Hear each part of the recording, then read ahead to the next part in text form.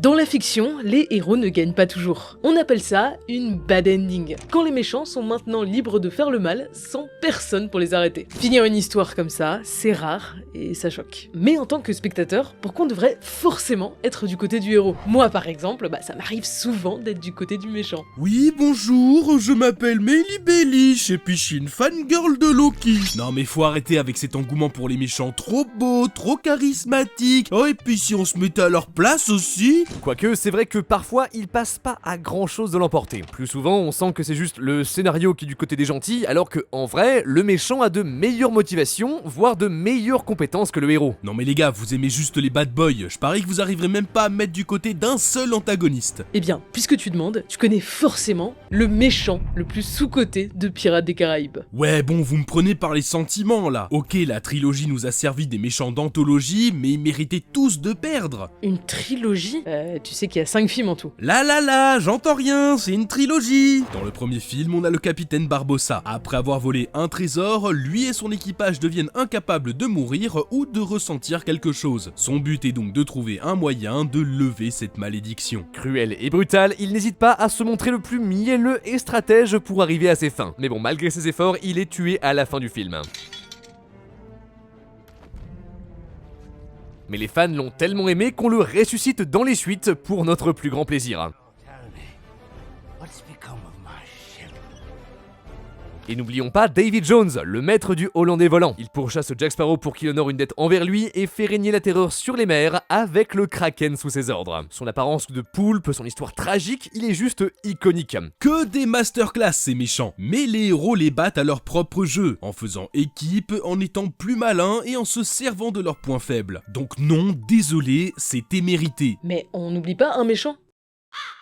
Si, vous savez, le gars là qui donne des ordres à David Jones. Mais si, c'est dans le 3e film, attendez. Lord Cutler Beckett. C'est vrai qu'on a tendance à l'oublier à côté des deux autres. Froid, calculateur, négociateur, il sait rester calme en toutes circonstances, même quand on lui met la pression. C'est l'ennemi ultime de la trilogie. D'ailleurs, à la fin du 2e film, il gagne. Il récupère le cœur de David Jones que tout le monde convoitait et met le capitaine maudit sous ses ordres. Ça le rend surpuissant dans le 3e volet où il se sert de lui pour abattre les héros. Pendant la bataille finale, le navire des gentils fait face aux Hollandais volants. Ensemble, ils réussissent à vaincre David Jones et l'un d'entre eux devient capitaine à sa place. Les deux bateaux font alors feu sur celui de Beckett qui ne fait rien. Paralysé, incapable de donner un ordre, il laisse son navire être réduit en miettes. Le chaos qui se déchaîne derrière lui contraste avec son attitude stoïque. Cette scène, elle est super classe. Et parfaitement incohérente, hein. Le mec ne réplique même pas. Ok, il est seul contre deux, mais son navire a largement de quoi contre-attaquer. Surtout, genre, il a toute une flotte avec lui. D'un point de vue militaire, c'était gagné d'avance. Et ça va, on connaît les explications sorties du chapeau des gros fans de la saga. Mais non mais il a plus le Hollandais volant, il a peur, il est sous le choc.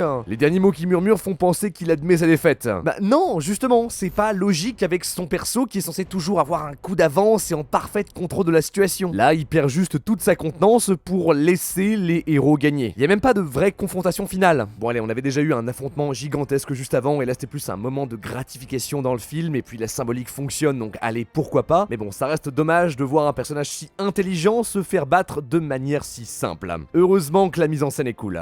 Et c'est pas une si mauvaise idée que ça. Beckett veut mettre fin à la piraterie et rendre les mers plus sûres pour le commerce. Ok, il fait pendre des enfants dans le processus. Mais dès le premier film, on montre que les pirates sont des brutes qui saccagent tout sur leur passage. C'est juste parce qu'on est du côté des héros qu'on trouve ça cool. La fin de la piraterie est au centre du 3e film. Ça se sent avec la scène avec le cadavre du Kraken. Après avoir récupéré le cœur de Davy Jones, Beckett lui a ordonné de tuer sa créature pour tester sa docilité. Les grandes puissances coloniales vont prendre le contrôle des océans, le cartographier, mettant fin à une ère de légende et de mythes. Ça aurait fourni une suite en or pour les films, la résistance des derniers pirates traqués par Beckett, mais c'est complètement écarté avec sa défaite éclair. Depuis, on n'a pas eu d'antagoniste aussi mémorable, la piraterie a gagné, mais la franchise ne s'en est pas relevée. Tout ça pour une pirouette scénaristique hyper grossière et décevante. Oh, ça va, ça arrive, c'est pas comme si c'était récurrent de faire perdre bêtement un méchant avec des motivations intéressantes.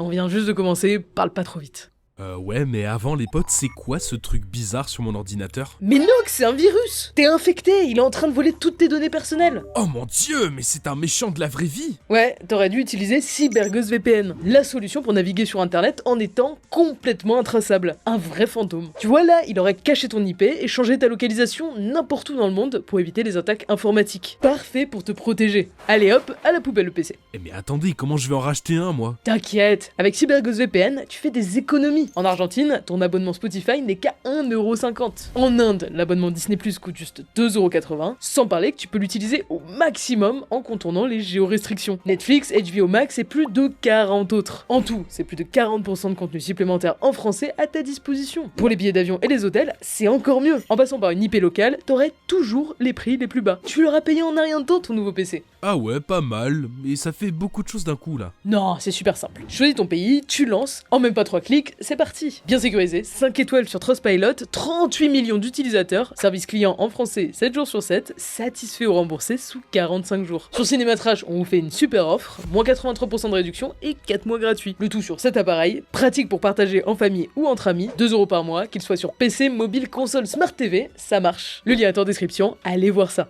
Les Indestructibles, il aurait mieux fait de se taire. C'est le film d'enfance de beaucoup de gens. Une famille de super-héros affronte Syndrome, un super méchant qui a construit une machine meurtrière, lui obéissant au doigt et à l'œil. Il prévoit de l'abattre pour bien se faire voir de la population. Mais ça foire et il perd le contrôle du robot, qui sera finalement mis hors d'état de nuire par nos super-héros. Pour se venger de lui avoir volé la vedette, Syndrome s'introduit chez eux et kidnappe leur bébé. Sauf qu'au lieu de partir tout de suite, il attend le retour de la famille pour leur faire un petit monologue machiavélique, sadique jusqu'au bout, il les nargue en promettant d'élever l'enfant pour en faire son associé, sauf qu'avant qu'il réussisse de s'enfuir, les pouvoirs du bébé s'éveillent et il s'échappe, pendant que Syndrome rejoint son avion. Bon, c'est un peu sorti de nulle part, mais c'est pas grave. Syndrome va partir pour revenir plus fort, peut-être avec un autre robot. Ah non, mieux, il va utiliser son avion pour tirer sur les héros et... Non, et il recommence à les provoquer. Il jure que c'est pas fini, vous verrez, vous l'aurez votre bébé, blablabla, rire de méchant. Sauf que maintenant que le gamin est en sécurité, Mister Indestructible lui jette une voiture dessus. Déséquilibré, Syndrome tombe dans le réacteur de son avion et finit en bouillie. Quoi?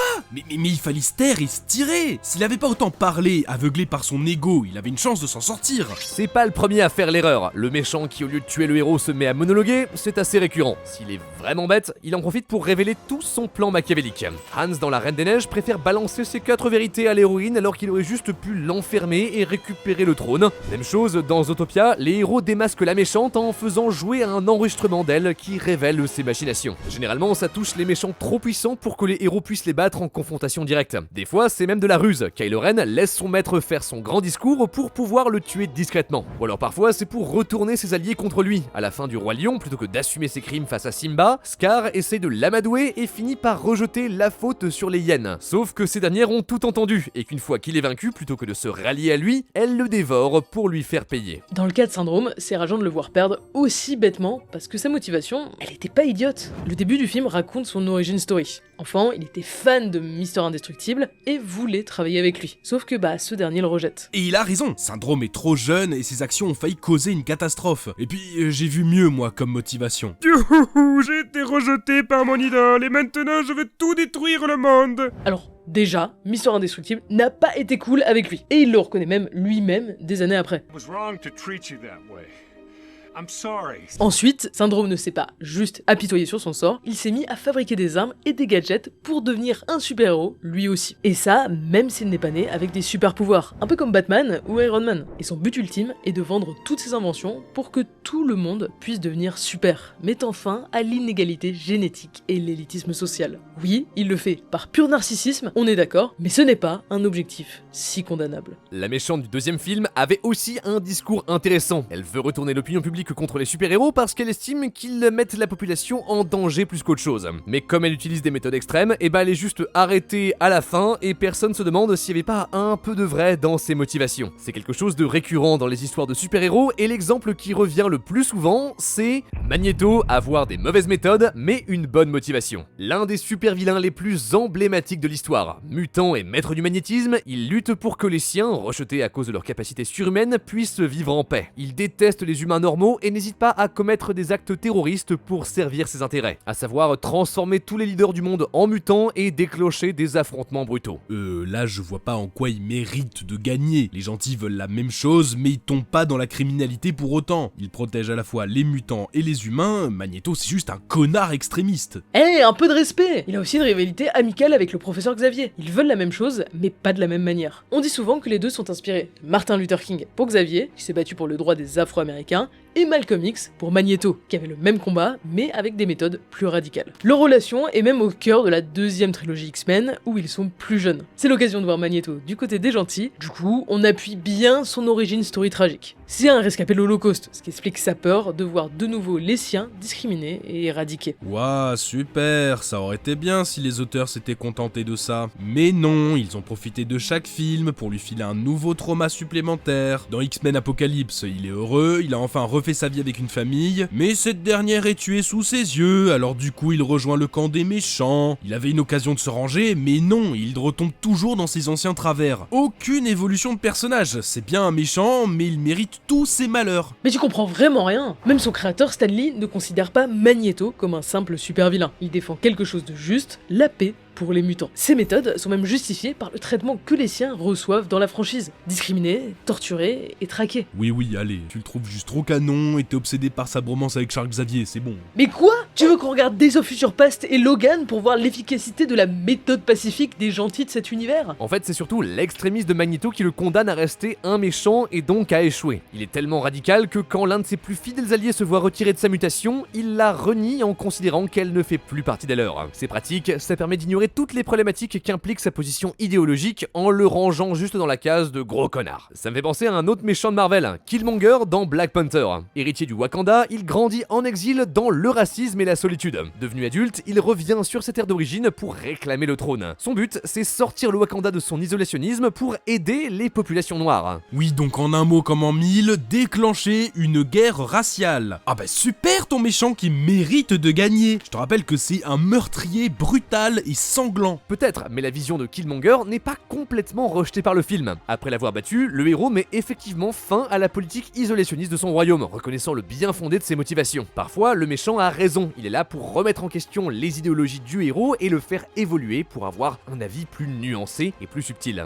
Alors, tu commences à te laisser convaincre? Ouais, mais c'est trop facile aussi quand le gentil a les mêmes objectifs que le méchant. Mais bien sûr qu'on peut être de son côté. Mais ça existe aussi des films où le méchant se révèle être le héros de l'histoire. Par exemple, La cabane dans les bois, massacrer des ados pour sauver l'humanité. Alors le pitch de base ressemble à n'importe quel film d'horreur. 5 ados partent en week-end dans une maison au fond des bois et bien sûr ils se font massacrer par des monstres. Mais en fait, le massacre il est organisé par des mecs en costard qui sont un peu les responsables de tous les clichés du scénario. En fait en gros c'est eux qui libèrent les créatures sur les adolescents, ils mettent aussi en place des pièges pour influencer leur comportement. Par exemple, après la première mort, les héros décident de rester groupés. Les mecs en costard activent donc des gaz qui les rendent stupides. Et du coup finalement ils décident de se séparer comme n'importe quel autre film d'horreur pour qu'il soit plus facile à tuer brutalement. C'est pas un peu facile comme justification pour les grossièretés du scénario? Et pour l'instant, le contraste entre les ados qui se font massacrer et les agents qui organisent ça comme si c'était une banale journée de travail, c'est un peu marrant, mais ça s'arrête là. Hein. Et attends, t'es pas prêt? On va spoiler. 2 ados trouvent l'accès à l'agence cachée sous la cabane. Ils découvrent alors toute une ménagerie de monstres de films d'horreur. Relâchés, ces derniers se retournent contre leur maître dans un vrai bain de sang. On apprend alors la vérité. Les adolescents font partie d'un plan pour apaiser des sortes de dieux anciens. Chaque année, ils réclament un rituel très précis avec un ordre à suivre précisément parce que sinon ils vont détruire l'humanité. L'un des ados doit donc tuer l'autre pour sauver le monde et devine quoi? Il refuse et les dieux se réveillent. Attends, mais c'est tout? Mais c'est hyper nihiliste comme finale. Exact, et du coup c'est pas vraiment les ados les gentils, en fait c'est plus l'agence qui lutte pour sauver l'humanité. Regarde, on les suit dès la scène d'intro et c'est avec eux qu'on passe le plus de temps. En fait ils font juste leur boulot qui consiste oui à assassiner des enfants, mais techniquement ils font ça pour le plus grand bien. C'est eux qui devraient gagner.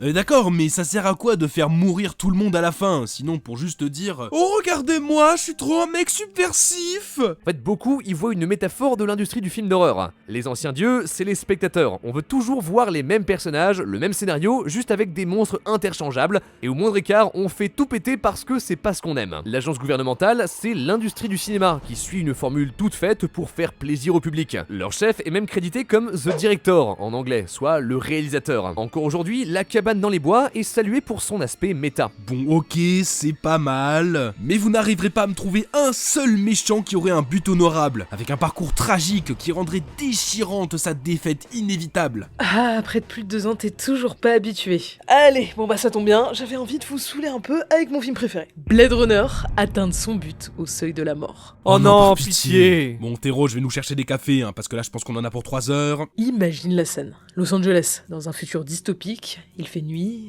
il pleut, un setting parfait pour une scène culte. 2 hommes sur un toit, d'un côté le héros, Deckard, en mauvaise posture, sur le point de tomber dans le vide, de l'autre son ennemi, l'androïde qu'il traque depuis le début. Ce dernier, le regard froid, lui attrape la main et le met hors de danger sur le toit. Et là, il te claque l'un des plus beaux monologues du cinéma. Mélancolique, il parle de ses souvenirs et évoque des choses plus grandes, plus colorées, plus magnifiques que tout ce que le héros a pu connaître. Puis il meurt, là, sous la pluie. C'est d'autant plus puissant quand on sait que l'acteur a réécrit une partie du texte pour le rendre plus poétique, plus touchant. Un monologue tellement culte qu'il a été détourné dans des mèmes et qu'à la mort du comédien, ses fans s'en sont servis pour lui rendre hommage. Blade Runner, c'est réalisé par Ridley Scott, adapté d'un roman du maître de la SF, un échec au box-office, mais qui est devenu une pierre angulaire du cinéma et même du cyberpunk. Dans cet univers, on a créé des androïdes, les réplicants. Ils servent en partie d'esclaves dans la conquête spatiale et ont une durée de vie limitée, ainsi que de faux souvenirs implantés. Tu ressembles en tout point à un être humain, mais t'as pas les mêmes droits, et en plus ton existence est plus courte. Des réplicants finissent donc par se rebeller et arrivent sur Terre pour demander plus de temps de vie à leur créateur. C'est là que Deckard entre en scène.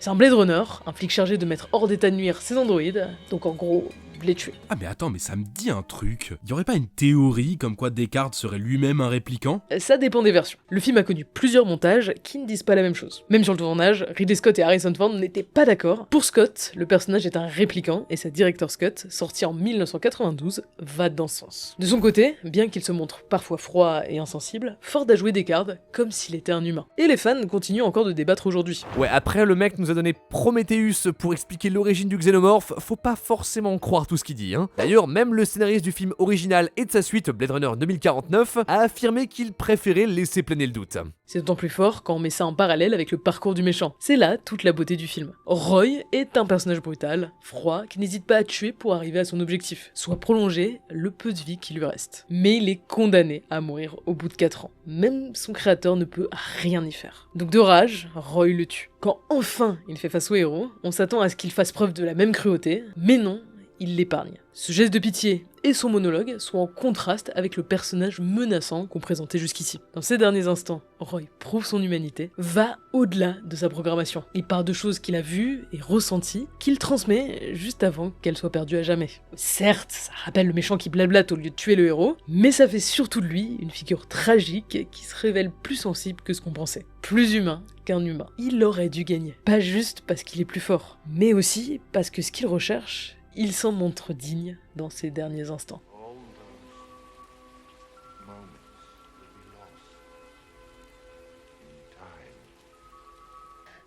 Il pleut là les gars, non? Oui, bon, bref. La fiction a une vision très binaire des choses. Il y a le bien et le mal, le héros et le méchant, mais ça permet au spectateur de tester sa morale et de se purger de certaines émotions. C'est ce qu'on appelle la catharsis, et c'est au cœur de notre rapport à la fiction depuis l'Antiquité grecque. Être un méchant, c'est incarner les interdits de la société. C'est logique qu'il soit plus fascinant. Avec lui, on explore notre part sombre et refoulée dans le cadre sûr et hypothétique de la fiction. Aujourd'hui, on a tendance à préférer les antagonistes plus troubles, plus complexes. Il suffit de voir le nombre de films qui raconte l'origine d'un méchant et qui explore sa psychologie. Vous avez raison, le monologue inutile pour laisser le temps au héros de s'en tirer, les retournements scénaristiques bien pratiques mais pas forcément crédibles, et les oppositions trop manichéennes, on peut voir ça comme des erreurs d'écriture. Mais ça peut aussi être intentionnel et nous permettre de définir nos limites idéologiques, ce que nous sommes prêts à sacrifier pour ne pas changer les choses et atteindre nos rêves. Encore merci à CyberGhost VPN, protégez-vous et faites des économies en contournant les géorestrictions pour seulement 2 € par mois, grâce au lien en description.